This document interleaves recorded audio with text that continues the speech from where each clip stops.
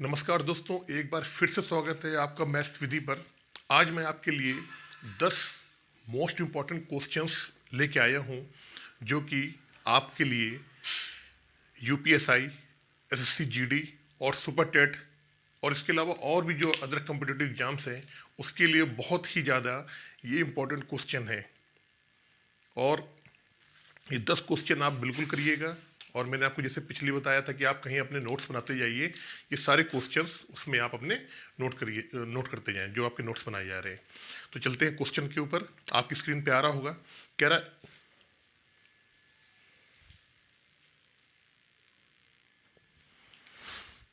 रहा एक व्यापारी एक वस्तु को 2/1/2 की हानि पर बेची।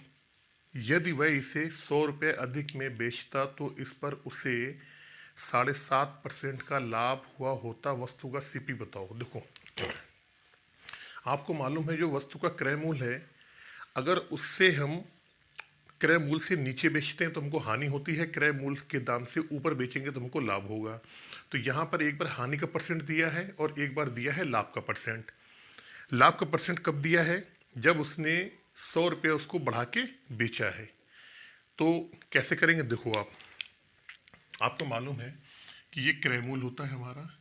क्वेश्चन नंबर 1 है ये। क्रय मूल्य से जब हम इधर की तरफ चलते हैं, नीचे बेचेंगे तो यहाँ हमको होती है हानि, और क्रय मूल्य से जब हम ऊपर की तरफ चलते हैं तो यहाँ होता है हमको लाभ। अब वो कह रहा है कि जो इसकी हानि है, जब वो हानि क्या है इसकी? 2/1/2%। 2/1/2% कितना है? हानि है। लाभ इसको कब होता है? 7/1/2%। ये हानि है, ये लाभ है। ये कब हुआ है? जब उसने क्या करा है, उसका विक्रय मूल्य जो है उसको 100 रुपया बढ़ा दिया है, 100 रुपया अधिक में बेचा है। तो आपको ये चीज़ मालूम होना चाहिए, जब भी ऐसा क्वेश्चन आए कि एक तरफ हानि दे रखी हो, एक तरफ लाभ दे रखा हो, तो क्या करेंगे? आपको मालूम होगा कि यहाँ से इधर हानि हो रही है, यहाँ से इधर इसको लाभ हो रहा है। अगर हम ओवरऑल बात करें, अगर हम बात करें तो इस जो व्यक्ति है उसने उस वस्तु को यहाँ से ले जाके पहले यहाँ पे लाया होगा, यहाँ के बाद फिर इसने क्या करा, यहाँ तक गया होगा। तो यहाँ से लेके यहाँ तक का इनके जो डिफरेंस वो कितना आएगा? आप बोलोगे 2/1/2 प्लस 7/1/2। यानी जब 100 रुपये उसने अधिक में बेचा तो उसने हानि तो कवर करी ही करी, इसके अलावा वो उसने लाभ भी हमको दिया है। तो 7 2 9 और आधा आधा 1 10, यानी कि ये जो 10% का इसने यहाँ से लेके यहाँ तक का सफ़र तय करा है, वो कब किया है? जब उसको 100 रुपये अधिक में बेचा है। तो इस 10% की ही वैल्यू क्या होगी? 100 रुपये के बराबर हो जाएगी। अब क्वेश्चन में क्या पूछा गया है? वस्तु का क्रय मूल्य। तो आपको मालूम है कोई भी वस्तु होती है हम उसको 100% या 100 रुपये क्रय मूल्य मान के चलते हैं। तो 10% की वैल्यू क्वेश्चन में 100 रुपये दी हुई है, सीपी निकालेंगे तो 100% निकाल लो आप। ये कितने के बराबर आ जाएगा? 100/10 इंटू 10, 100। ये कट जाएगा, आपका 1000 रुपये आ जाएगा। तो उस वस्तु का क्रय मूल्य क्या है? 1000 रुपये है। चलते नेक्स्ट क्वेश्चन पे।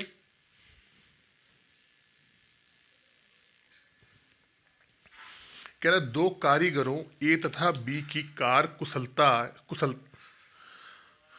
कुशलताएं 5:4 के अनुपात में है। यदि ए एक कार को 12 घंटे में पूरा करता है तो बी उसे कितने समय में पूरा करेगा? देखो, तो कार्य कुशलता आप कह दो या कह दो इसे क्षमता, एक ही बात है। या कार कुशलता कह दो या क्षमता कह दो या कह दो किसी व्यक्ति द्वारा एक दिन में किया गया काम, वर्क पर डे, इसको बोलते हैं वर्क पर डे, बोलते हैं वर्क पर डे। ये एक ही चीज है। इनका अनुपात दे रखा है कितना? 5:4। ये ए है, ये बी है। अब एक बात बताओ मुझे आप, फिर वो कह रहा है यदि ए एक कार को 12 घंटे में पूरा करता है, तो आपको अच्छी तरीके से मालूम है कि जो समय होता है वो क्षमता का उल्टा होता है। ये चीज़ आपको मैंने इससे लास्ट वाले वीडियो में बताई थी। अगर आपको फिर भी समझ में नहीं आ रहा है तो आप मेरा टाइम एंड वर्क का जो चैप्टर है यूट्यूब चैनल मैथ्स विधि पे दिया हुआ है, पूरा उसका प्लेलिस्ट बनी हुई है, वहाँ जाके आप देखना। अगर हमने बोला कि ए की जो कार्य कुशलता या क्षमता जो 5:4 के अनुपात में है, और अगर हमको यहाँ से समय का रेशियो निकालना हो, अगर हमें समय का रेशियो निकालना हो तो ये उसका उल्टा हो जाएगा। ये 5:4 है तो 4 और 5 हो जाएगा। ये चीज़ आपको मालूम होनी चाहिए कि जो समय होता है वो क्षमता का विपरीत होता है, यानी कि उसका उल्टा होता है। क्षमता ज़्यादा होगी तो समय कम लगेगा, क्षमता कम होगी तो समय ज़्यादा लगेगा। हमें यहाँ से ये मालूम पड़ गया कि ए जो है वो उस कार्य को करने में अगर मान लो 4 इकाई समय ले रहा है तो बी कितना लेगा, 5 इकाई। और बोला गया, क्या किया गया क्वेश्चन में कि ए एक कार्य को 12 घंटे में पूरा करता है, यानी कि इस 4 की जो वैल्यू है वो किसके बराबर है, 12 के बराबर है। तो हमसे इस 5 की वैल्यू पूछी गई है, बड़ी आसानी से निकाल दोगे आप। कैसे निकालोगे, ये 3 गुना हो रहा है, इसको भी 3 गुना कर दो आप, तो कितना होगा, 5×3 = 15, यानी कि बी जो है उस कार्य को 15 घंटे में पूरा कर देगा, और यही आपका हो जाएगा आंसर। चलते क्वेश्चन नंबर 3 की तरफ।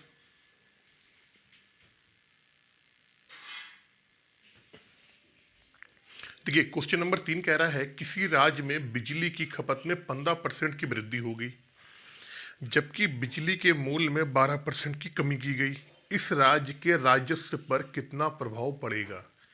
भाई इसने क्या करा, जो बिजली जो यूज़ हो रही थी उस राज्य में, उसका जो खपत थी 15% की वृद्धि हो गई। ज़्यादा लोग आ गए होंगे, या मान लो आपके उस राज्य में शादी का वो चल रहा होगा, माहौल चल रहा होगा, शादियों का टाइम चल रहा होगा, तो लोग ज़्यादा बिजली यूज़ करने लगे। जब ज़्यादा बिजली यूज़ होने लगी तो राज्य ने क्या करा, बिजली के मूल्य में 12% की कमी कर दी। तो अब ये पूछ रहा है खपत 15% बढ़ गई, खपत 15% की बढ़ गई है, और बिजली के मूल्य में भी 12% की कमी कर दी गई। तो इसके जो बिजली से आने वाली आय थी राज्य में, उसका क्या प्रभाव पड़ेगा, चलो देखते हैं। देखो कह रहा खपत, हमने यहाँ पे लिख लिया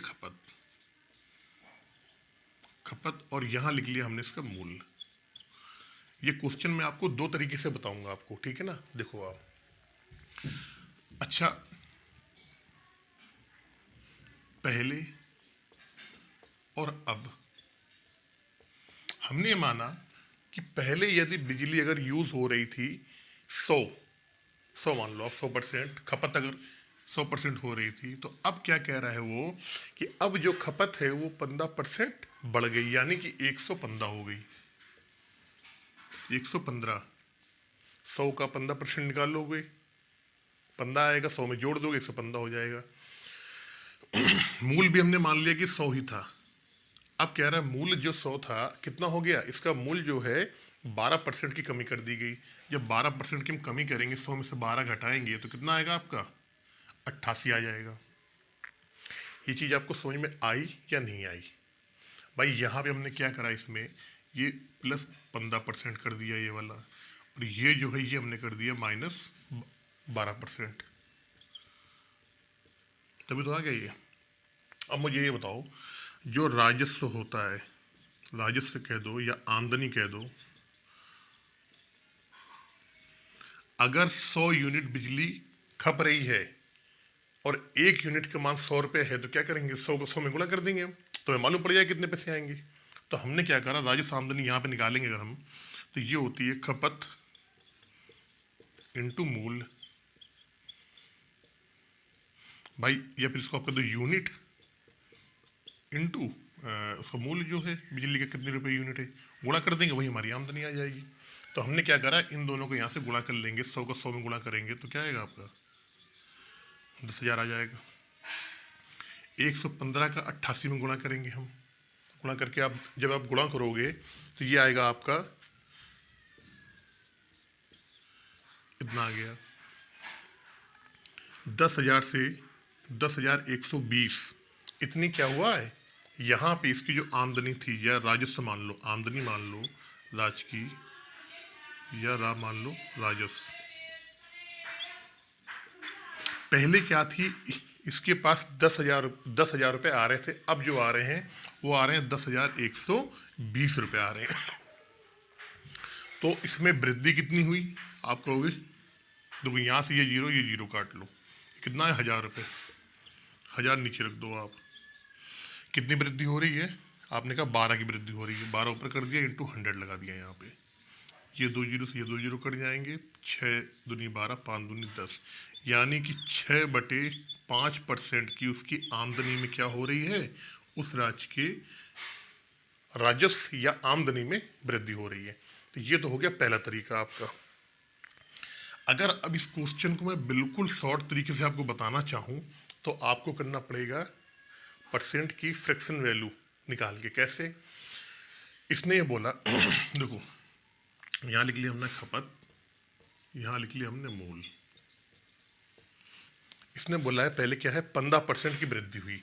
अब देखो आपको मालूम होना चाहिए यहाँ पे कि 15% जो होता है वो होता है 3/20, और 12% जो होता है वो होता है 3/25।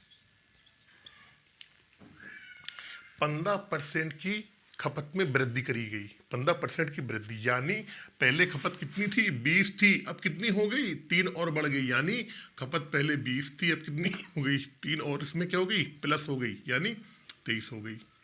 मूल्य जो वृद्धि है वो मूल में कमी, सॉरी मूल में कमी कितनी हो गई है, 12%, यानी पहले मूल कितना था, 25 था, अब 3 की कमी हो जाएगी उसमें, तो कितना आ जाएगा, 25 में अगर 3 कम कर दोगे आप तो आ जाएगा आपका 22।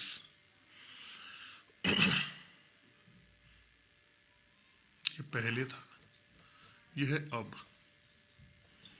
अब इनका गुणा कर लो, 25 दूनी 50, मतलब 500 आ गया यहाँ पे।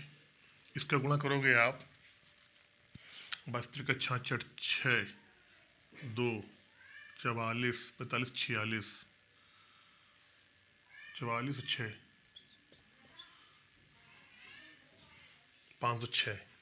अब एक काम और करो आप, यहीं से देख लो आप कितनी वृद्धि हुई इसमें, 6 की वृद्धि हुई। परसेंटेज वृद्धि निकालनी है यहाँ पे,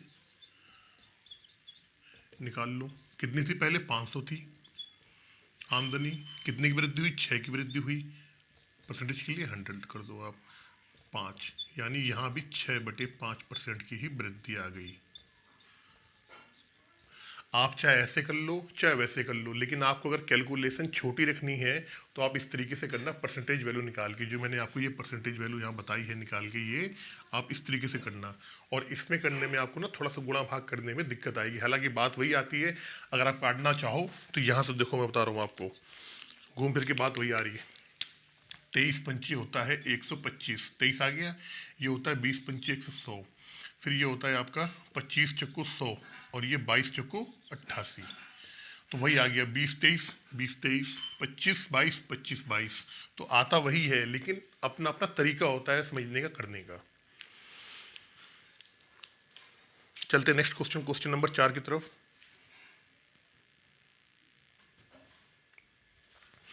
कह रहा साधारण ब्याज की वार्षिक दर जिससे कोई धनराशि 10 वर्ष में स्वयं की दोगुनी हो जाए।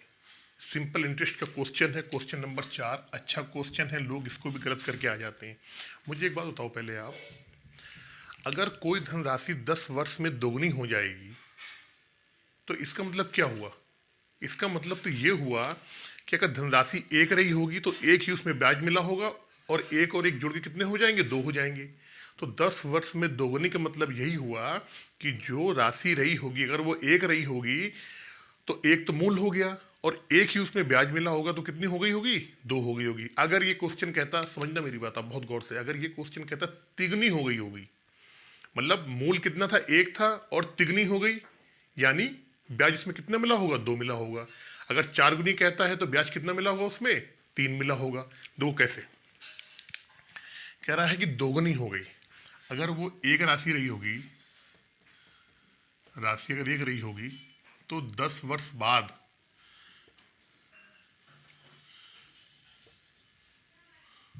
10 वर्ष बाद कितनी हो गई, दोगुनी। यानी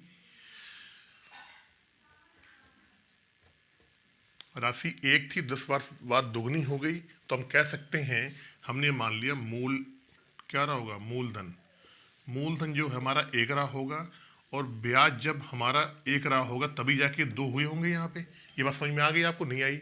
अब बहुत सिंपल बन गया, आपको मालूम है साधारण ब्याज क्या होता है। साधारण ब्याज बराबर मूलधन गुणे दर गुणे समय, ये आपका होता है फार्मूला, यानी principal rate into T upon 100। आपको मालूम है ब्याज क्या है, क्योंकि दोगुनी हो रही तो ब्याज एक ही रहेगा, एक आ गया। मूलधन कितना है, एक ही रहेगा। दर कितनी है, दर हमें निकालनी है, आर कर दिया। समय कितना है, 10 वर्ष है, और नीचे 100। ये 10 से 10 कट जाएगा, आर बराबर क्या आ जाएगा, 0 से 0 कट जाएगा, आर बराबर 10%। यानी कि उसकी जो रेट ऑफ इंटरेस्ट रहा होगा वो कितना रहा होगा, 10%। ब्याज की दर कितनी क्या होगी, 10%। अगर इसी क्वेश्चन में कहता है कि 1 से तिगुनी हो गई, 1 से तिगुनी, तो यहाँ ब्याज क्या होता, यहाँ ब्याज हो जाता आपका 2। अगर 1 से कहता कि यहाँ पे 4 गुनी हो गई, ये 4 गुनी हो गई, तो यहाँ ब्याज क्या आता, यहाँ ब्याज आता आपका 3। मूलधन वही रहेगा, मूलधन वही रहेगा। अगर यहाँ से कहता है 1 से ये हो गई आपकी 10 गुनी, 1 से 10 गुनी हो गई, तो ब्याज क्या आता है यहाँ पे, फिर ब्याज आता है आपका 9। तो ये चीज़ समझने वाली है, ठीक है। चलते हैं क्वेश्चन नंबर 5 की तरफ।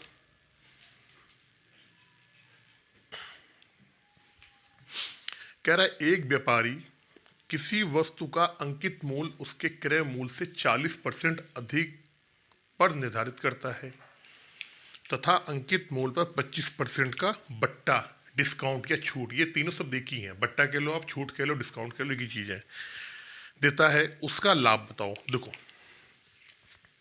सबसे पहले हमने क्रय मूल्य लिखा यहाँ पे। आपको मालूम है जब भी हम क्वेश्चन करते हैं प्रॉफिट एंड लॉस वाले, तो क्रय मूल्य को हमेशा 100 मानते हैं, ठीक है। और दूसरी एक बात और बता दूं मैं इसी लगे हाथों, परसेंटेज भी अपने आप में 100 होता है। अभी मैं परसेंटेज आपको बताऊंगा, आर एस अग्रवाल बुक का पूरा परसेंटेज का चैप्टर पढ़ाऊंगा। इसके बाद रेशियो प्रपोर्शन चल रहा है, वो खत्म होने वाला है, इसके बाद परसेंटेज ही बताऊंगा मैं आपको। हमने मान लिया जो क्रय मूल्य है वो कितना है, 100 रुपये। अब क्वेश्चन में कह रहा है जो उसका अंकित मूल्य है क्रय मूल्य से 40% अधिक पर निर्धारित करता है।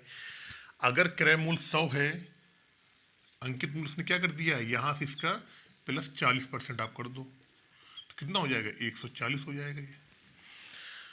अब जब उसको सामान बेचना है, सामान जब बेचना है उसको, तो उसने क्या करा कि चलो कोई बात नहीं, 140 तो इसमें लिखा हुआ है MRP, अंकित मूल्य, मार्च प्राइस, या सूची मूल्य भी बोलते हैं कुछ लोग इसको, सूची मूल्य, उसमें 25% का बट्टा देता है। बट्टा हमेशा किस पे दिया जाता है, MRP पे ही दिया जाता है। किस पे, MRP, यानी मार्च प्राइस, सूची मूल्य, अंकित मूल्य पे।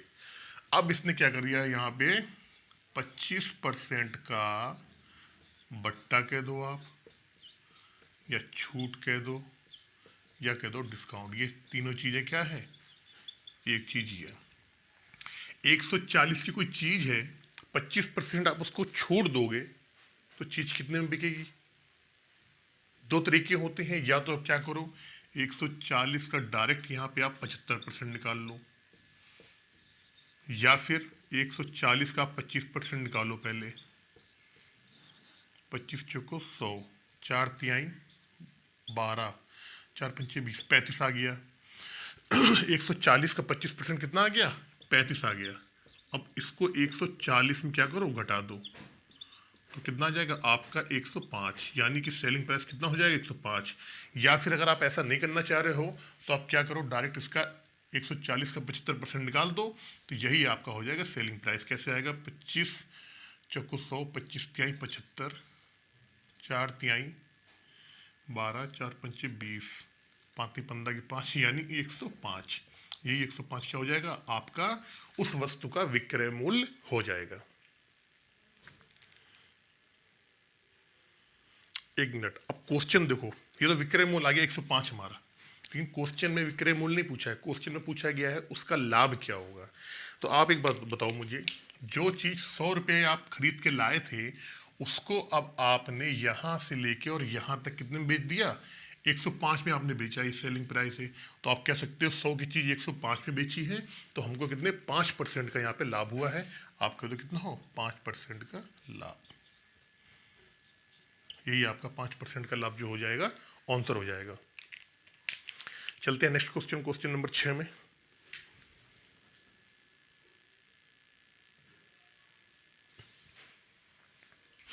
क्वेश्चन नंबर 6, एक टेलीविजन तथा कपड़े धोने की मशीन। अब देखो इसमें क्वेश्चन लिखा है कपड़े धोने की मशीन, इसको बोल देता वॉशिंग मशीन, चलो कोई नहीं, जो लिखा है में से प्रत्येक को 12,500 रुपये में बेचा गया। यदि टेलीविजन को 30% लाभ पर तथा धुलाई मशीन को 30% हानि पे बेचा गया हो तो कुल मिला के सौदे पे कितना लाभ या हानि हुई, ये बताना हमको। देखो अभी लास्ट ही ना इसके बारे में मैंने बहुत ही 4-5 वीडियो अपलोड करे हुए हैं यूट्यूब चैनल में भी, वहाँ आपको प्ले लिस्ट में मिल जाएगा, और फेसबुक में तो है ही ऑलरेडी। इसके बारे में पूरा डिटेल से मैंने आपको बता रखा है वहाँ पे। देखो दो चीज़ें होती हैं, मैं आपको दो चीज़ें बता दूं, ये बिल्कुल आप रट लेना।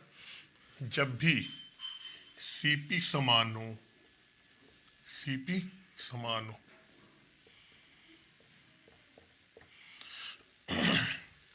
सीपी समान हो,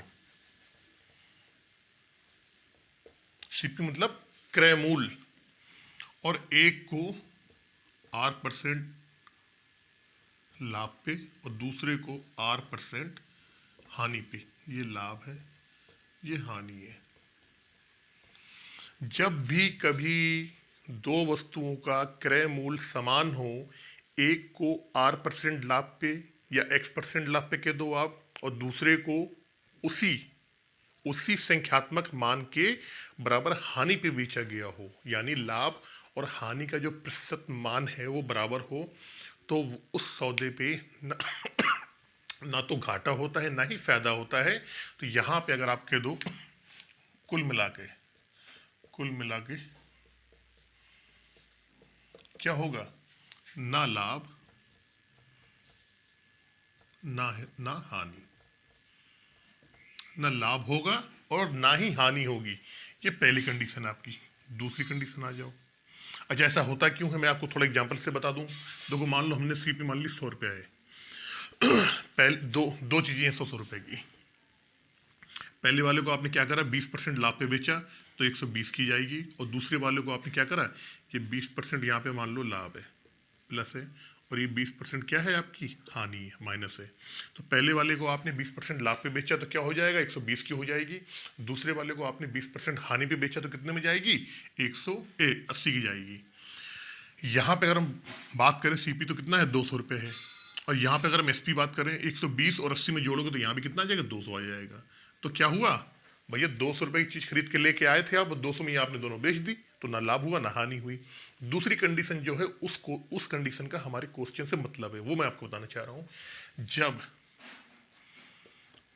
जब सेलिंग प्राइस समान हो, और ये दो वस्तुओं के लिए बता रहा हूँ मैं, दो वस्तुओं के लिए आप कह दो सर 3 वस्तुओं के लिए, 3 के लिए फिर चीज़ अलग हो जाएगी, 3 में बैलेंस कहाँ होगा भाई, कैसे बैलेंस करोगे आप। तो 2 वस्तुओं के लिए, जब 2 वस्तुओं का सेलिंग प्राइस समान हो, एक वस्तु को R% लाभ पे बेचा जाए, दूसरी वस्तु को R% हानि पे बेचा जाए, यानी लाभ प्रतिशत और हानि प्रतिशत का जो मान बराबर है, तो हमेशा वहाँ पर क्या होगी, हानि होगी। क्या होगी, हानि। और हानि कितनी होगी, हानि का परसेंट क्या होगा, वो रहेगा हानि प्रतिशत बराबर होता है आपका R²/100%। अब यही क्वेश्चन में दिया हुआ है, यही इस क्वेश्चन में दिया हुआ है। जो क्वेश्चन में लिखा है 12,500 रुपये में बेचा गया, उसे छोड़ दो।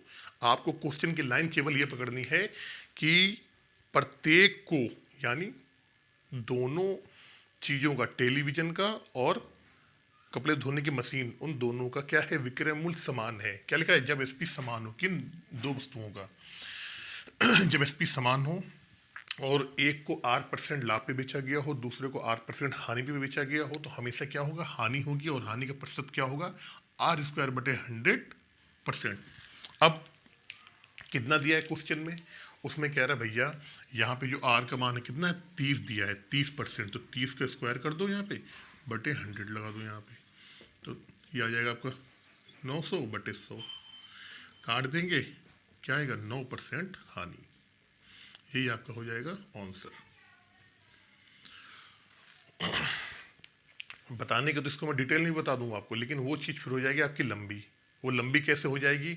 अगर मैं मान लो, चलो यहाँ से, चलो आपको मैं बता देता हूँ, लेकिन अब आपके मन में ये चल रहा होगा, मान लो अगर यहाँ पे 8 सेम ना आए, एक को 10% लाभ पे बेच दें, दूसरे को 20% हानि पे बेच दें, तो वहाँ पे फिर हमको लगाना पड़ेगा अलग तरीके से। अलग तरीके से कैसे लगाएंगे वो आप मेरे यूट्यूब चैनल पे जाना, मैंने आपको पूरा डिटेल में इसका डाल रखा है, वहाँ देख लेना आप एक बार। चलते हैं क्वेश्चन नंबर 7 की तरफ।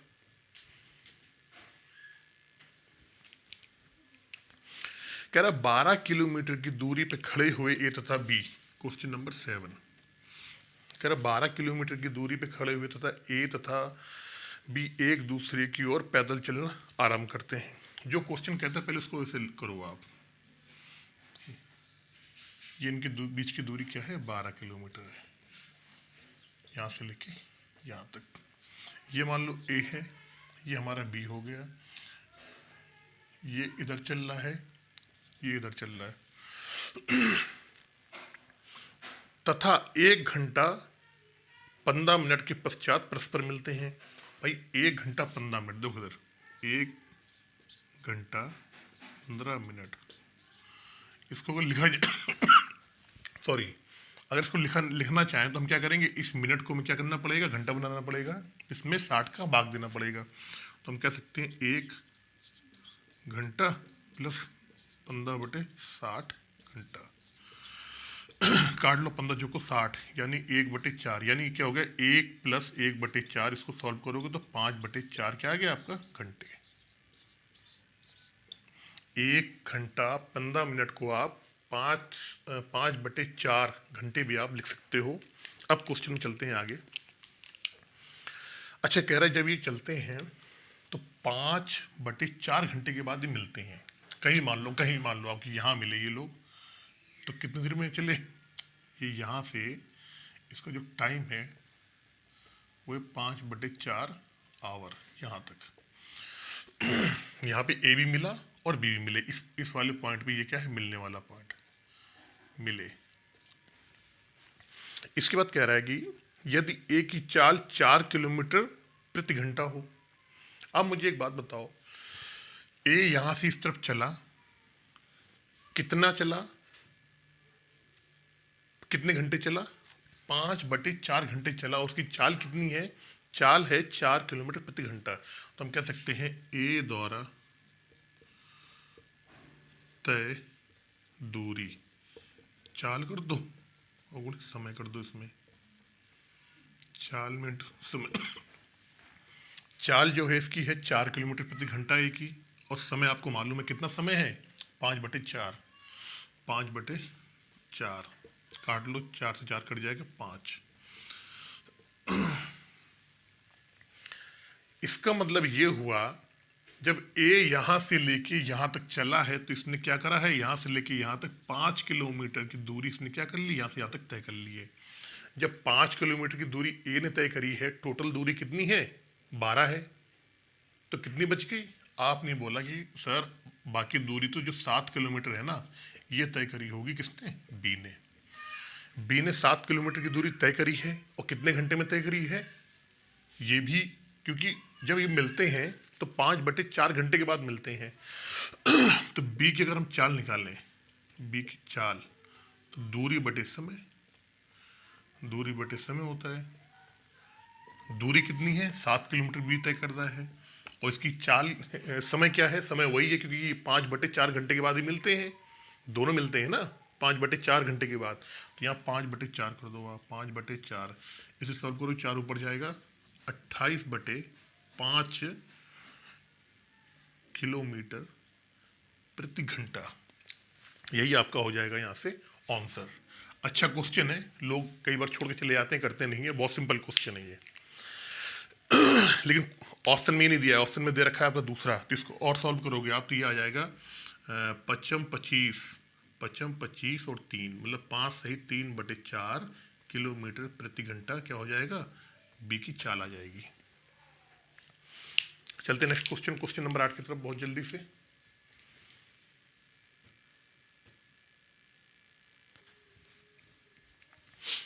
क्वेश्चन नंबर 8 भी बहुत अच्छा क्वेश्चन है। ये सारे क्वेश्चन बहुत अच्छे हैं, बहुत टॉपिक क्वेश्चन है। कह रहे किसी कमरे की ऊंचाई ए तथा कमरे की दो संलग्न दीवारों के क्षेत्रफल बी तथा सी है, कमरे की छत का क्षेत्रफल क्या होगा। देखो सबसे पहले तो इसमें आपको सॉरी, कमरा क्या होता है, कैसे होता है, थोड़ा सा मुझे आपको बताना पड़ेगा। देखो क्या ऊंचाई होती है, क्या इसकी हाइट होती है।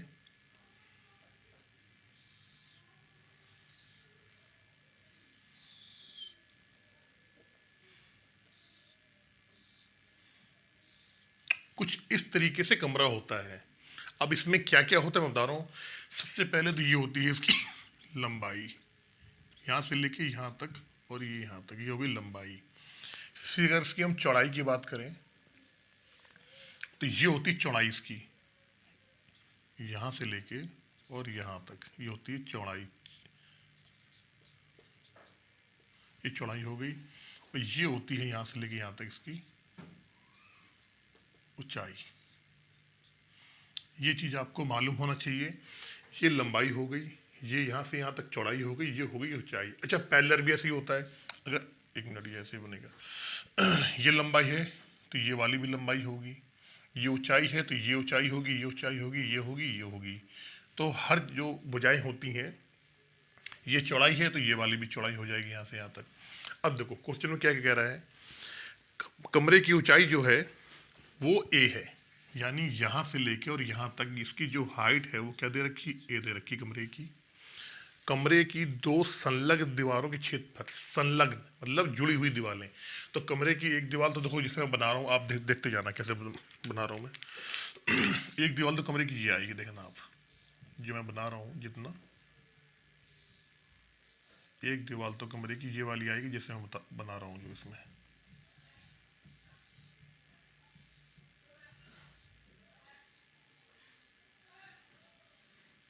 एक दीवार तो ये आ गई आपकी। दूसरी अगर दीवार की हम बात करें तो वो दीवार ये आएगी आपकी।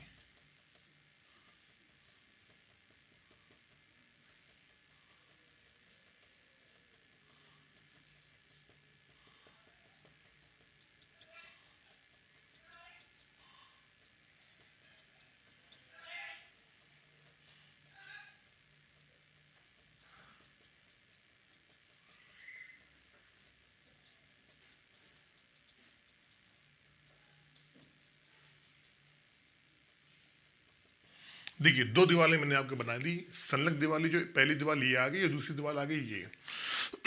अब वो कह रहा है क्वेश्चन में कि संलग्न दीवारों के क्षेत्रफल बी, हमने मान लिया इस वाली दीवार का क्या है, बी क्षेत्रफल है, कितना है, बी लिख दिया। और जो दूसरी दीवार है उसका क्षेत्रफल कितना बता रहा है, उसका क्षेत्रफल कह रहा है ये सी है। इस वाले का हमने सी कर दिया, यहाँ पे इस वाली दीवार का कर दिया सी। तो कमरे की छत का क्षेत्रफल पूछ रहा है। मुझे एक बात बताओ, कमरे की छत जो है, अगर कमरे की छत मान लो या कमरे की फर्श का क्षेत्रफल मान लो तो उसी में निकल आएगा। क्षेत्रफल में क्या चाहिए, हमें ऊंचाई नहीं चाहिए होती, हमें केवल लंबाई और चौड़ाई। क्षेत्रफल जब भी निकाला जाता है उसमें केवल हमें लंबाई चाहिए होती है और क्या चाहना होता है, उसकी चौड़ाई। ऊंचाई से कोई मतलब नहीं होता है। अगर आयत पूछा जाए,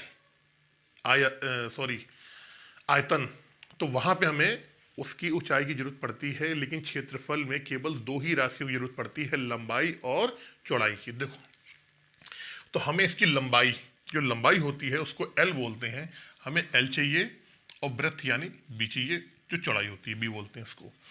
अब ये कैसे निकाला जाएगा, ये बहुत थोड़ा सा दिमाग लगाने वाला क्वेश्चन है। कैसे, ये कह रहा है कि इसका जो क्षेत्रफल है इस वाली दीवार का, जरा देखना एक बार, बहुत गौर से देखना आप, इस वाली जो दीवार का क्षेत्रफल है वो बी है। अब आप इसमें अगर आप देख रहे होगे जो ये वाली दीवार है तो इसमें एक तो लंबाई आ रही है हमारी, और दूसरा इसमें क्या आ रहा है, ऊंचाई आ रही है। इस वाली दीवार में लंबाई आ रही है और क्या आ रहा है, इसकी ऊंचाई आ रही है। यानी कि अगर हम बात करें पहले वाले की, पहली दीवार का क्षेत्रफल कितना दे रखा है, इन्होंने बोला कि भाई बी क्षेत्रफल है, बी। ये तो क्वेश्चन में बोला कि बी क्षेत्रफल है, लेकिन हमारे अकॉर्डिंग क्या आना चाहिए, एक तो ये एल आना चाहिए यहाँ पे, और एल के अलावा इसकी ऊंचाई ऊंचाई जो है, क्योंकि एक तो ये आ रही है हमारी लंबाई और एक ये ऊंचाई, ये कितनी ऊंचाई आपको दे रखी है उसमें ऊंचाई दे रखी है, ए दे रखी है, क्वेश्चन में ए बोल रखा है। तो लंबाई हमने एल मान ली और ऊंचाई क्या मान ली, ऊंचाई दे रखी है तो वो ए है, बराबर क्या आ जाएगा बी। एल बराबर क्या आप कह दो, लंबाई लिख लो आप, चलो कोई छोड़ो, लंबाई में गुणे क्षेत्रफल क्या आता है, लंबाई में गुणे ऊंचाई आता है। यहाँ पे ऊंचाई दे रखा है ए, तो लंबाई जो कमरे की आगे कितनी आ जाएगी, बी बटे ए। बहुत गौर से देखना, अच्छा क्वेश्चन है, और ये तो एसएससी मेंस के लाइक क्वेश्चन है। फिर दूसरी दीवार के लिए, दूसरी दीवार का क्षेत्रफल, दूसरी दीवार का जो क्षेत्रफल है वो है कितना है, सी दे रखा है सी। अब दूसरी दीवार की जहाँ पे ये डॉट डॉट कर रखा है मैंने, इसकी बात करें तो चौड़ाई तो इसकी क्या है बी, चौड़ाई बी छोड़ दो आप, ये कंफ्यूजन हो जाओगे आप। तो ये क्या आएगा, चौड़ाई में गुणे ऊंचाई बराबर सी। चौड़ाई हमें निकालनी है, चौड़ाई को चौड़ाई लिखे रहने देंगे, ऊंचाई आपको मालूम कितनी है ए है, बराबर सी। यहाँ से चौड़ाई निकाल लोगे आप, क्या हो जाएगा सी अपॉन ए। अब हमको एक्चुअल में कमरे की लंबाई और चौड़ाई पता लग गई। आपको मालूम है कि कमरे की छत का क्षेत्रफल पूछा जा रहा है, तो छत में क्या आता है, छत में चौड़ाई आती है और लंबाई आती है। तो आप कह दो यहाँ पे छत का क्षेत्रफल बराबर लंबाई में गुणे चौड़ाई। लंबाई कितनी इसकी, बी बटे ए आई है, बी बटे ए। चौड़ाई कितनी है, सी बटे ए आई है, सी बटे ए। कर लोगे तो बी सी अपॉन ए स्क्वायर, ये हो जाएगा आपका आंसर। और यहाँ पे मीटर स्क्वायर भी, क्षेत्रफल किस में आता है, हमेशा स्क्वायर में आता है, चाहे मीटर हो चाहे मीटर हो चाहे और सेंटीमीटर हो, हमेशा स्क्वायर में आता है। अच्छा क्वेश्चन था, बहुत बढ़िया क्वेश्चन था ये। चलते हैं नेक्स्ट क्वेश्चन, क्वेश्चन नंबर 9 की तरफ जल्दी से।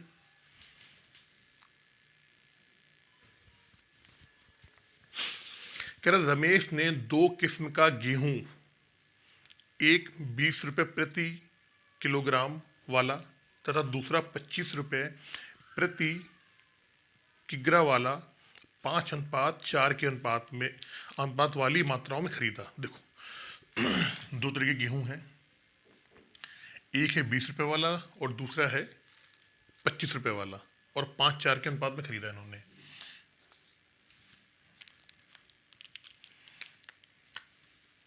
पाँच अनुपात 4 में, ये पहला वाला गेहूं है, ये दूसरा वाला गेहूं है।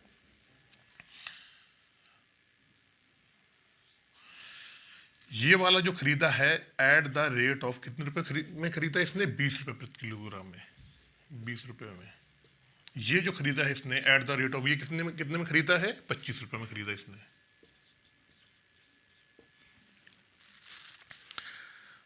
उसने दोनों को मिला दिया तथा मिश्रण को 24 रुपये प्रति किग्रा के भाव से बेच दिया। सौदे में उसका लाभ या हानि परसेंट बताना है। देखो हमने ये मान लिया ये गेहूं है, यहाँ पे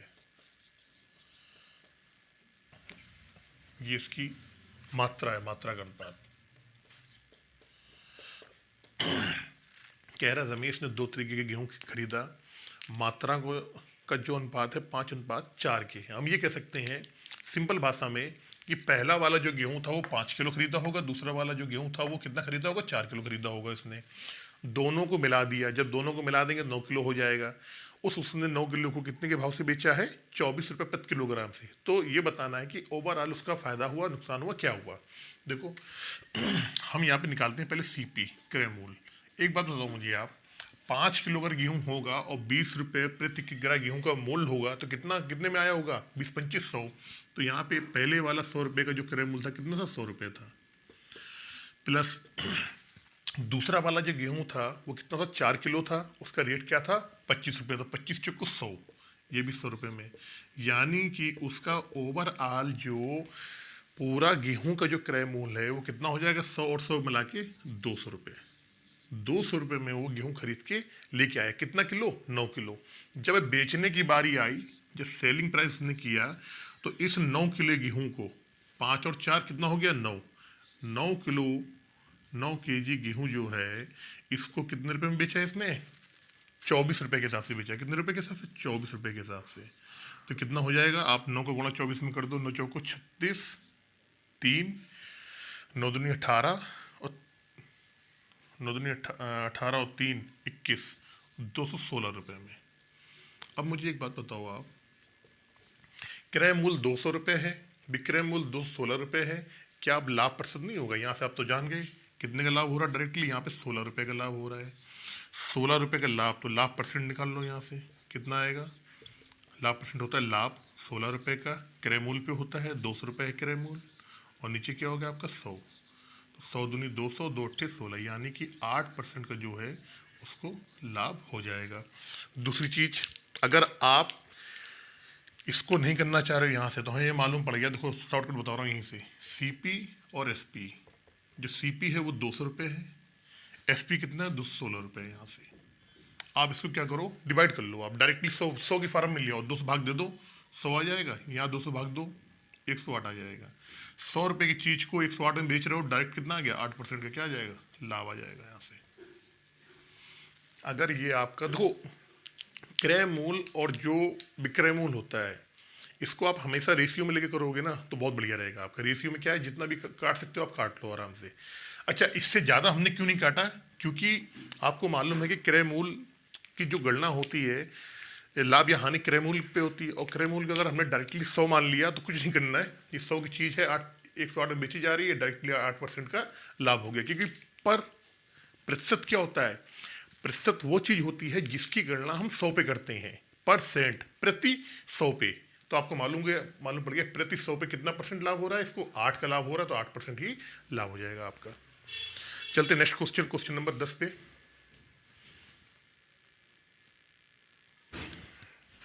देखिए, ये क्वेश्चन नाव धारा वाला है। अच्छा क्वेश्चन है, क्वेश्चन आते हैं हर कॉम्पिटिटिव एग्जाम में, एक दो तो क्वेश्चन आते हैं। एक व्यक्ति 2 घंटे में धारा के अंदिश, अंदिश का मतलब होता है धारा की दिशा में, 26 किलोमीटर नाव खींच सकता है 2 घंटे में 26 किलोमीटर। यानी कि हमें यह मालूम पड़ गया कि धारा की दिशा में चाल क्या हो जाएगी भाई? दूरी बटे समय, दूरी है कितना आपका 26 किलोमीटर, और टाइम कितना है 2, यानी कि 13 किलोमीटर प्रति आवर। किंतु धारा के विपरीत वह केवल 14 किलोमीटर खींच सकता है। अच्छा, धारा की दिशा में विपरीत दिशा में चाल क्या हो जाएगी? 14/2, यानी 7 किलोमीटर प्रति आवर। तो हमसे ये पूछा गया धारा की चाल बताओ। आप देखो, एक चीज बताओ मुझे आप, भैया यहाँ 13 किलोमीटर आ रहा है आपका चाल, यहाँ आ रहा 7 किलोमीटर आपका, ये ऐसा क्यों आ रहा है? ऐसा इस वजह से आ रहा है कि जब आपने अपनी नाव को धारा के दिशा में चलाया है, तो धारा का जो चाल है वो चाल भी आपको इसमें मिल गया है, तभी 13 किलोमीटर आपकी ज़्यादा स्पीड आ गई वहाँ पे। लेकिन यहाँ 7 किलोमीटर आया है, क्यों? क्योंकि धारा तो इधर चल रही है, आप नाव लेके इधर जा रहे हो, धारा की विपरीत दिशा में। तो धारा की जो चाल है वो आपकी जो चाल है उसमें से माइनस हो जाएगा, उसको विपरीत में जाएगा, तो यहाँ 7 आया है। कहने का मतलब ये हो गया कि ऊपर वाली जो संख्या आई, अगर आप फार्मूला नहीं याद करना चाह रहे हो तो मैं वैसे बता रहा हूँ, नहीं तो वैसे तो आ ही जाएगा। ऊपर वाली जो चाल आई है ये व्यक्ति या नाव कह दो आप, नाव, व्यक्ति या नाव, व्यक्ति या नाव प्लस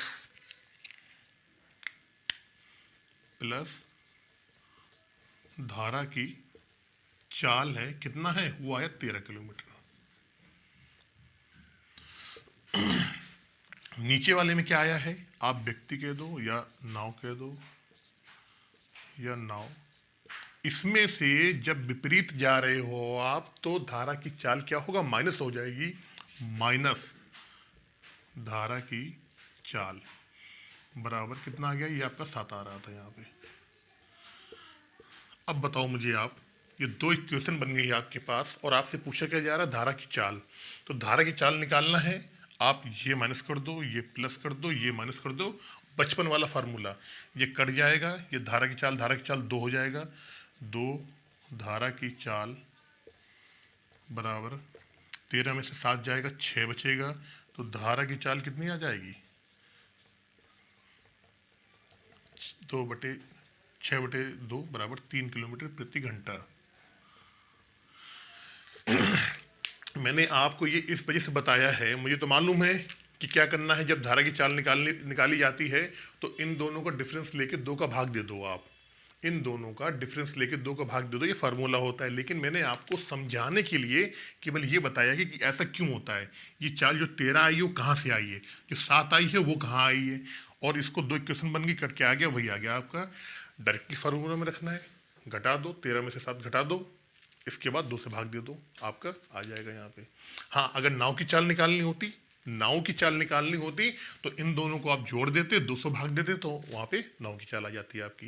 लेकिन इस क्वेश्चन में धारा की चाल पूछा गया है तो 3 आ गए, नाव की चाल आती 13 और 7 कितना हो जाता 20, 20 में 2 का भाग देते तो 10, यानी नाव की जो चाल आती वो कितनी आ जाती आपकी 10 आ जाती। या फिर आप नाव की चाल यहाँ से भी निकाल लेते डायरेक्टली, इसको यहाँ से नाव की चाल निकालनी थी, धारा की चाल कितनी आ गई 3 आ गई। लेकिन कुछ नहीं करना है, जब भी धारा की चाल पूछी जाए दोनों को घटा दो, 2 से भाग दे दो। जब भी धारा की चाल, जब भी नाव की चाल पूछी जाए दोनों को जोड़ दो, 2 से भाग दे दो, तो आ जाएगी।